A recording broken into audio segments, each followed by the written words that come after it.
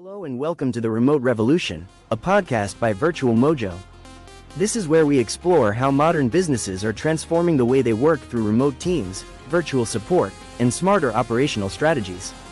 In each episode, we bring you insights, conversations, and practical ideas to help entrepreneurs, leaders, and growing companies build efficient, scalable, and future-ready organizations.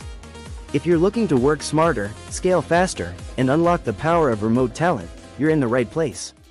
Let's begin. Welcome to Season 1, Episode 6 of The Remote Revolution, with your host Anik and Umaima as our guest. Today, we talk about what you are actually paying for when you hire remote staff. So, I want you to imagine, just for a second, that you decide to open this really high-end restaurant. Okay, I'm with you. Right. And you spend an absolute fortune hiring a literal Michelin star chef. I mean, we are talking about someone who has won awards, someone whose resume is just absolutely flawless. The best of the best. Exactly.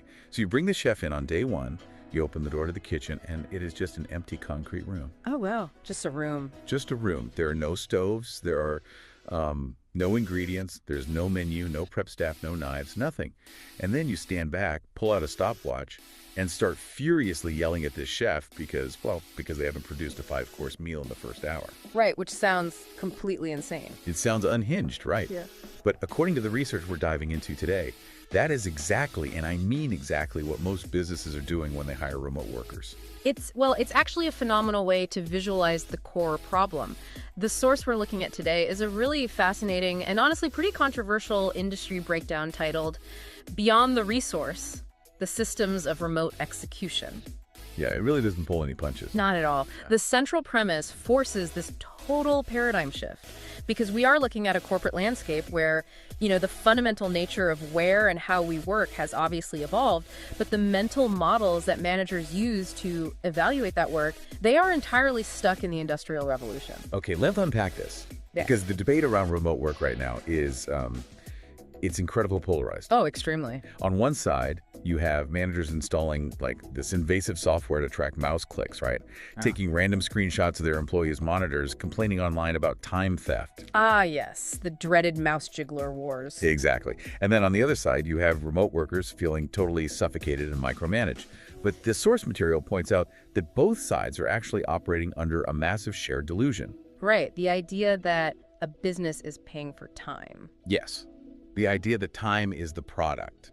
That time for money fallacy is really the root of all this friction. I mean, we inherited this mindset directly from the factory floor. If you are, operating a stamping press, your value is directly tied to the hours you pull the lever. Sure, because pulling the lever creates the widget. Exactly. But in a knowledge-based remote economy, tracking hours is practically meaningless.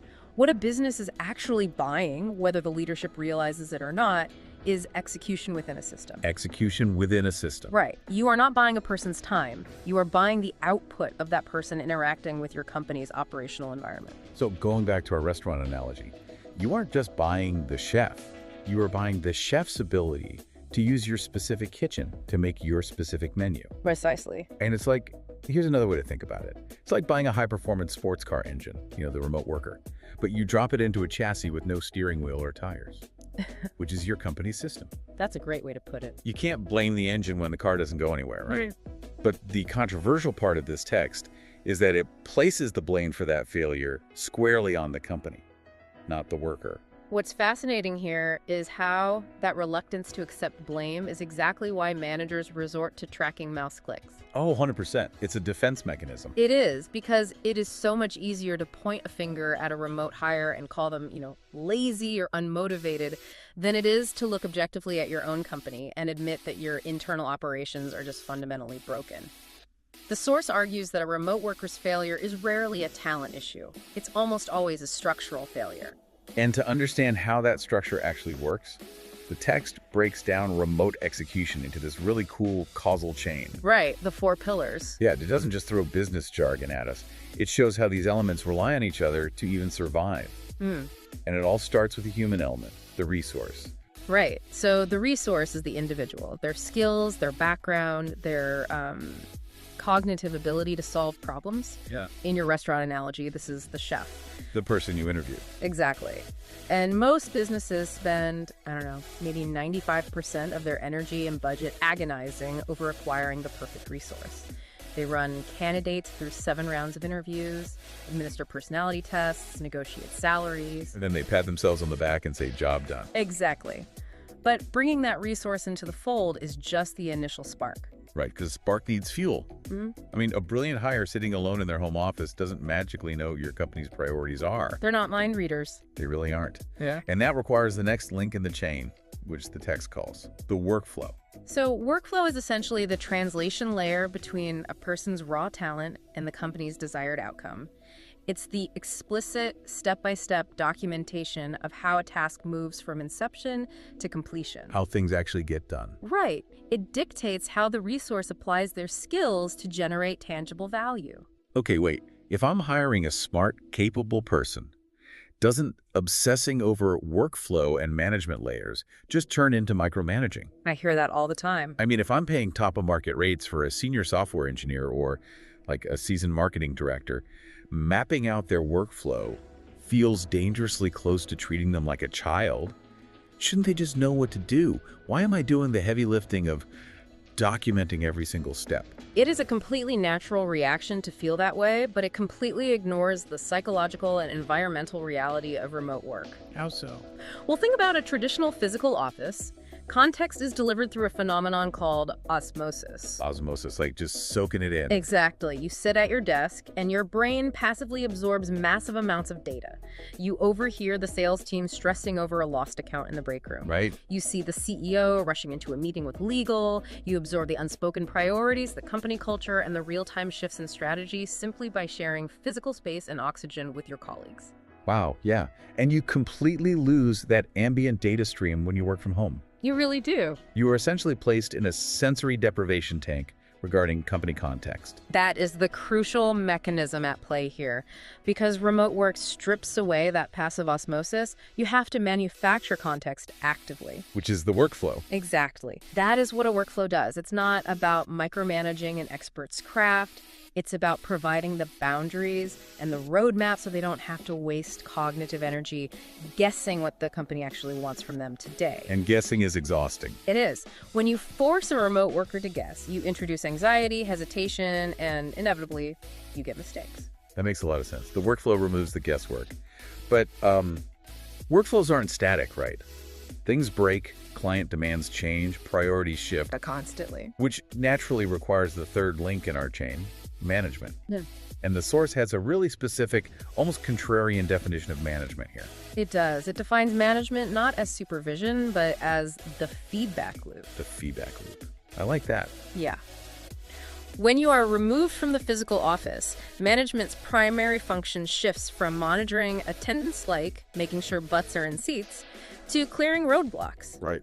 It is the process of looking at the output generated by the resource in the workflow, identifying where friction is occurring, and optimizing the process. It's like the expediter in the kitchen calling out the orders and making sure the timing is right. Exactly. But the chef and the expediter still need a physical kitchen to work in. They need the stoves and the pans. In the remote world, that translates to the final critical layer, infrastructure. Infrastructure encompasses the digital environment. So it's the software stack, the asynchronous communication protocols, the API connections between different tools, and, the data access permissions. And it's important to note, the text emphasizes this isn't just handing someone a company laptop and a Slack login, right? Oh, absolutely not. True infrastructure is how those tools are actually organized. Can you give an example of that? Sure.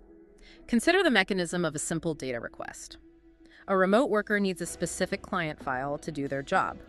If the infrastructure is poor, they send a Slack message asking for it. We've all been there. Right, and they wait 3 hours for a response. The person who responds doesn't have the file but tags someone else. And half the day is gone. Exactly. That is a failure of infrastructure. Proper infrastructure means having a centralized, searchable database with predefined access protocols so the worker can retrieve the file in 10 seconds without interrupting anyone else's day. Man, when you look at how these 4 layers resource, workflow, management, and infrastructure interact, you really start to see the hidden traps that businesses fall into. The traps are everywhere. And the most glaring trap highlighted in the text is the obsession with cheap hiring.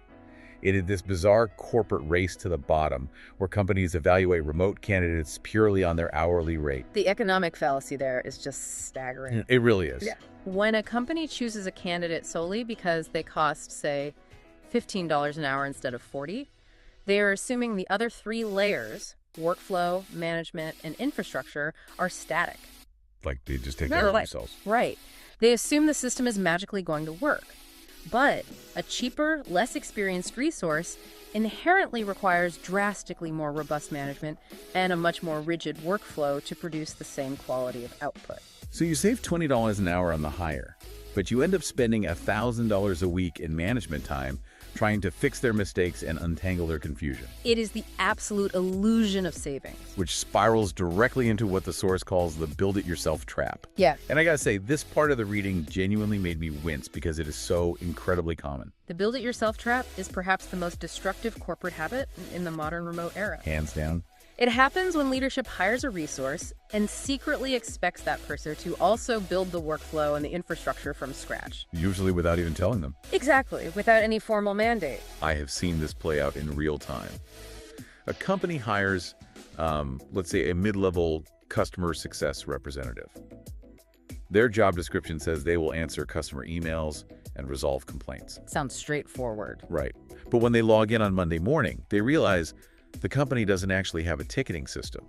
There are no templates for common complaints. There's no documented escalation path to reach the engineering team for technical bugs. So the business has hired a chef, dropped them in the empty concrete room, and is now expecting the chef to also do the plumbing, run the electrical wire, and build the stove before they start cooking. Yes. And the tragedy is the worker usually tries. They do. They really try. They scramble to set up a free Trello board. They try to establish their own little communication silo. But because they don't have the authority or the overarching view of the company's goals, their makeshift system eventually collapses. It always does. And what happens next? The manager looks at the metrics, sees that response times are slow, and fires the customer success rep for being unproductive. And then it leads to this cycle of constant turnover. The company will simply hire another, perhaps slightly cheaper resource, drop them into the exact same empty room, and act shocked when the exact same failure occurs 3 months later. It's madness. And the psychological toll this takes on remote workers is profound. Operating in a structural void leads to rapid burnout because the individual internalizes the systemic failure as a personal shortcoming. Here's where it gets really interesting, though. If you were listening to this right now, I want you to really sit with that for a second. Have you ever felt like you were drowning in a remote job, like you were constantly falling behind, constantly feeling like you're missing some unspoken expectation? It's such a common feeling. It really is. And it is highly likely you were not the problem. You were just dropped into a broken system. You were taking the blame for leadership's refusal to build infrastructure. The source is aggressively clear on this point. The burden of structure does not lie with the individual contributor. It lies entirely with the business and the operational model they choose to adopt. It is a really tough pill to swallow for leadership. But let's pivot to the positive. Let's look at what happens when a company actually takes this to heart and builds the systems properly. Because the text doesn't just point fingers, it lays out an action plan for scalability, some real things to try. And the reward for getting this right is immense. When you integrate those 4 layers seamlessly, you create an environment where output is decoupled from individual heroics. Okay, explain the mechanism behind that. What do you mean by decoupled from individual heroics? Well, in a broken system, success relies on a single employee working 12-hour days, constantly putting out fires, and relying on their personal memory to keep projects moving. Right, the hero employee. Exactly. That is a hero metric. It is completely unscalable and highly fragile, because if that hero gets sick or quits, your entire operation halts. So it comes crashing down. Right. But in a highly structured remote system, the workflow and the infrastructure carry the burden. The process drives the result, not the individual's mood or memory. You essentially turn a bespoke, artisanal process into a highly reliable assembly line. That drastically reduces errors because no one is improvising. Every scenario has a documented path. Furthermore, it solves the scalability problem. When your structural foundation is solid, you can seamlessly add new resources without breaking the system. You can double your headcount without doubling your management overhead because the new hires simply plug into an existing, well-oiled machine. So what does this all mean, practically speaking? If someone listening is planning to hire a remote worker next week, what is the exact sequence of events they need to follow to avoid these traps? Like, what are the things to try right now? The primary directive from the source material is this: define the workflow before you hire. Before you even post the job. Exactly. Clarity must precede the hiring process. Do not wait until the person's first day to figure out what their Tuesday afternoon is going to look like. Let's run a simulation of that. Say I want to hire someone to manage the company's social media. The bad way to do this is to write a generic job description saying, seeking social media manager to handle Twitter and LinkedIn, hire the person and just tell them to go viral. Yeah, that's a recipe for disaster. The structural way to approach it is to explicitly map out the life cycle of a single post before you even post the job ad. Okay, like what?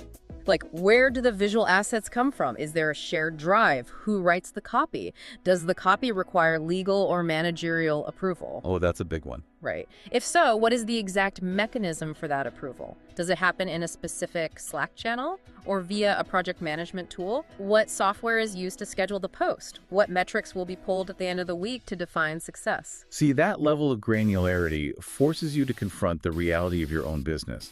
When you try to write that workflow down, you might suddenly realize, wait a minute, our approval process currently requires 3 different managers to sign off, and it takes 4 days. Exactly. You just uncovered a massive bottleneck. Finding those bottlenecks before you introduce a new human being into the mix saves an unbelievable amount of frustration and, frankly, capital.